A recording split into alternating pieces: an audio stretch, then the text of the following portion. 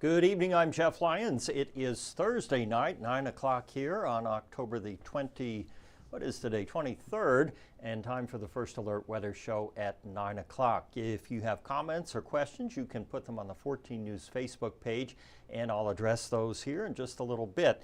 We have another cold night on the way. We're expecting more frost across the tri-state in the morning. We did get down to 39 this morning, and we'll probably get down, and this is at the airport, of course, to around 36 or 35 degrees, so a little better chance of frost. Maybe some on the windshield, probably most of it on the ground though. And then we get into this prolonged period of clouds and rain and cold temperatures, kind of your achy bone weather coming up here as we finish out October. The frost and freeze advisories are far flung here across basically Indiana, Illinois, Ohio, and Kentucky, a little bit of Iowa and Wisconsin too.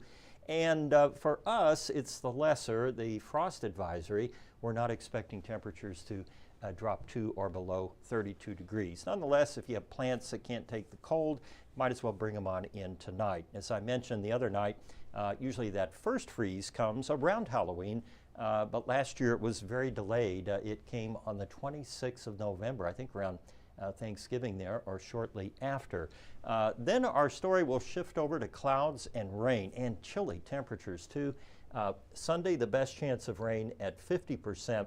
Then it kind of eases back there to a 30% chance each day. The sum total of those showers could mount up. The first wave will come in on Sunday morning, and that will spread rain across the entire region during the day on Sunday. And then that system races out. The next one really showing up in the models anyway is a cutoff low. And what that is a low that instead of moving with its cold front and warm front and coming and going, it kind of sits and spins its wheels. And when it does that, if it's positioned correctly for us, we get clouds and rain wraparound precip, right? You've heard us talk about that. So by late Tuesday night, early Wednesday, the low will be tracking overhead, and then it kind of does the spin as it gets into eastern Kentucky and Tennessee. And all the while here, it's going to be spinning and pulling down those clouds and rain on the backside, so that we might not see any real clearing for the entirety of next week, or we'll get a little break there Thursday before the next batch of cool and moist air moves in.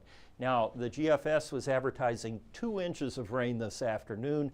Now the updated model back down to 7/10. You know how this has been all week, flippity flop. So still with so many days in a row there of rain, I think an inch is definitely doable, maybe even an inch and a half for the grand total over 5 days or so. Temperatures not budging, and once we get the clouds in place, we tend to kind of flatline that temperature anyway.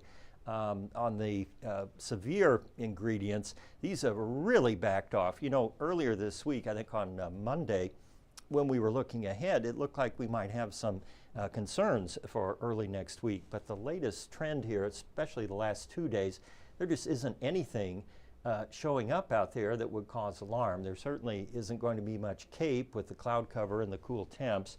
The upper level jet, low level jet there, 850 millibars, or about 5,000 feet up, and that's significant up there because it's close enough to the ground it can either mix down and cause damaging winds, or it can enhance thunderstorms when they grow. But either way, not much going on up there, and certainly not during that first half of next week.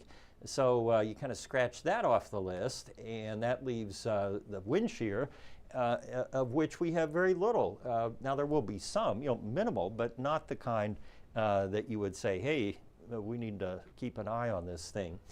Dew points have even backed off a bit. Now, again, with temperatures, at about, we're forecasting highs of around 60.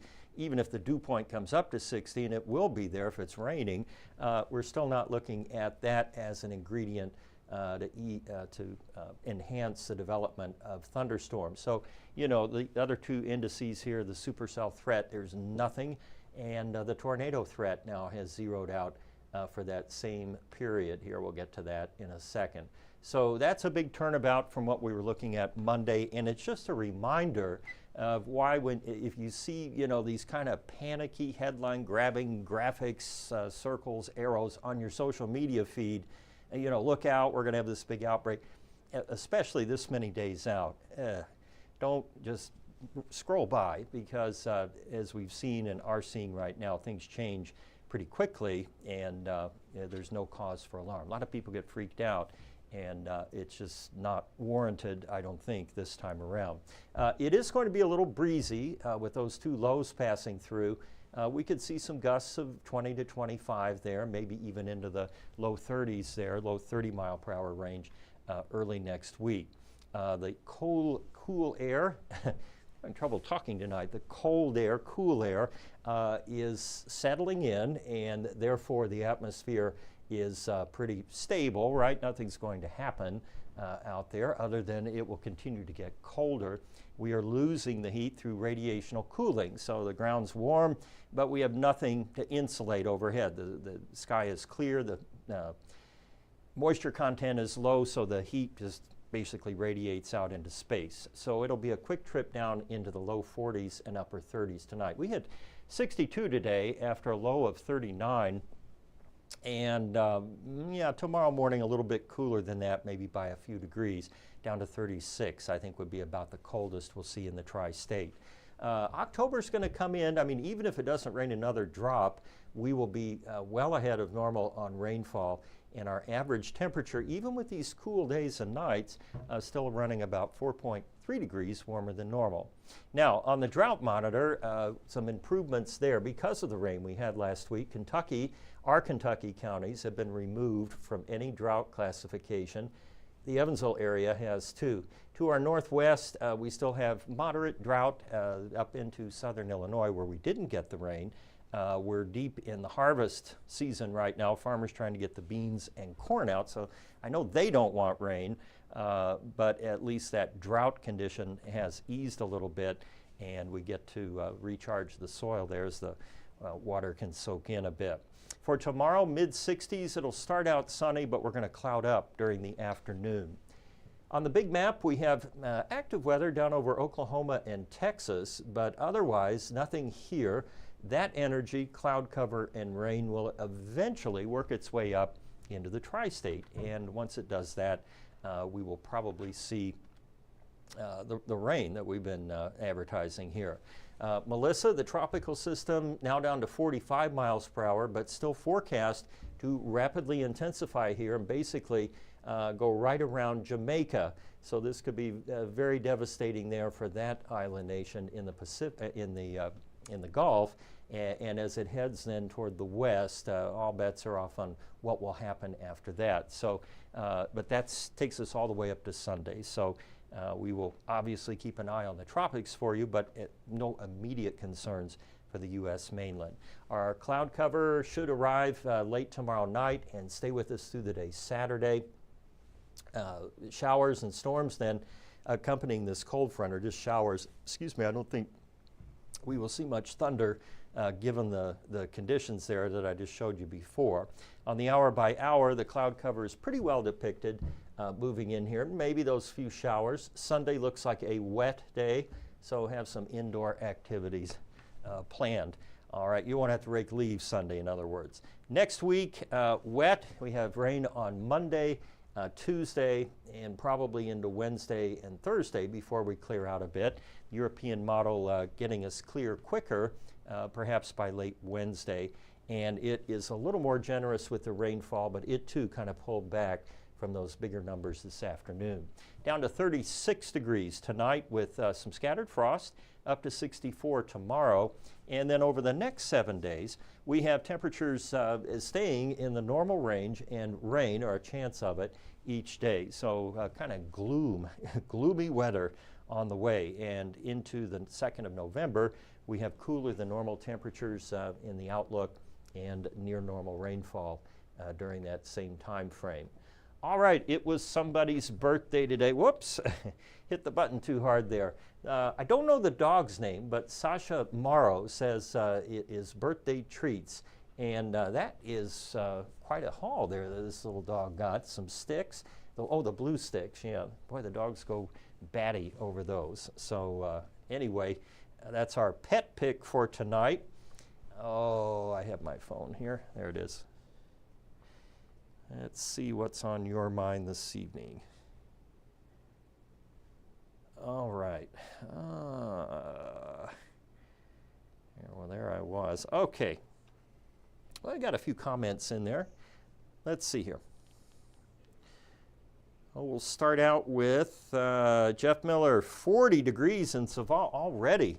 Yeah, you're going to get frost. I'll bet you had some this morning too, didn't you? Winter's coming, yay, yay, Shelley Plew. Cheyenne Hammond says, good evening. Let's see here. Ohio Valley Weather Watch says it's getting ridiculous with the scare tactic headlines. Yeah, I couldn't agree more. Let's see. You're not talking about my headline, are you? I just said it's going to be frosty and rainy. I play it pretty close to the vest. I don't go in for the panic stuff. All right, Cheyenne Hammonds, really appreciate showing us severe parameters. Yeah, it helps your storm anxiety. Well, I hope so. I mean, you know, knowledge is power.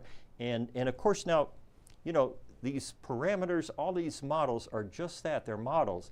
So it's not the end-all be-all, but it at least gives us some guidance, and the models are generally pretty good at highlighting things we need to worry about.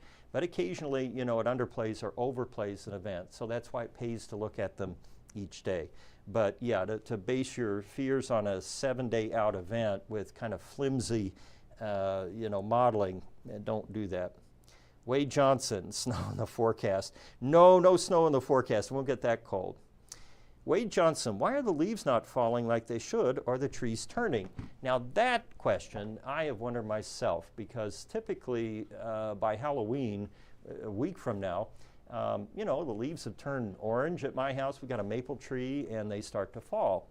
My answer to that is I think it has to do with a combination of the drought, and now we've gotten all this rain and the cooler temp, so I think it maybe stunted the normal progression.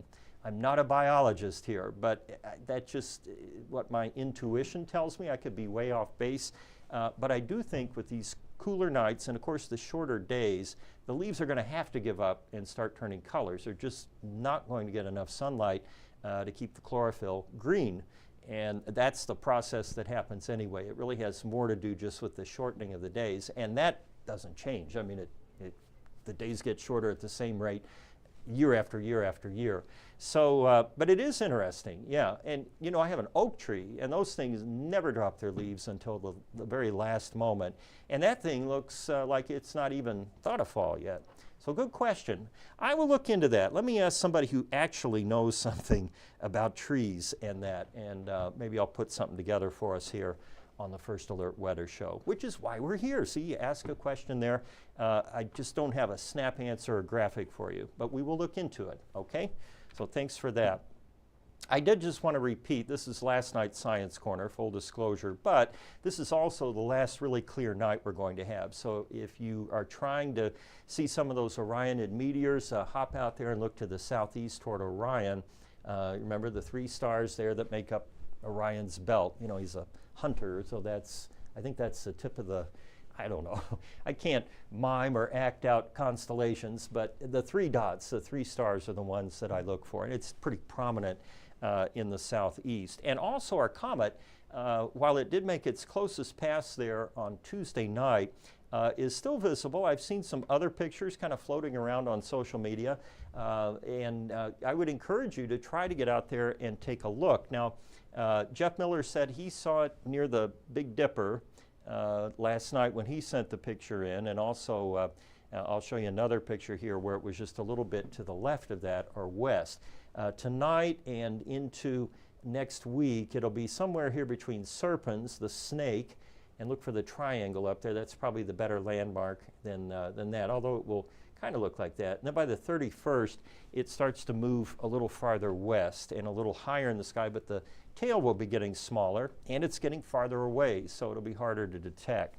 Probably need binoculars. Jeff Miller used a camera. He had a pretty good camera there and did a time exposure, so you could see the tail and the coma there at the beginning. And as I mentioned, I think he told me it was a 30-second exposure. So when you do that, all the stars and everything will have a little trace by them. And actually, I don't know if you've ever seen it, but if you center your camera on the North Star, Polaris, right, which is in the north, and open the shutter, say for long time, you do a real long exposure, the stars will make they'll make circles because the North Star is constant, right? It's in one place, but the Earth continues to turn relative, and the stars then create those traces. So it's kind of cool thing to look at.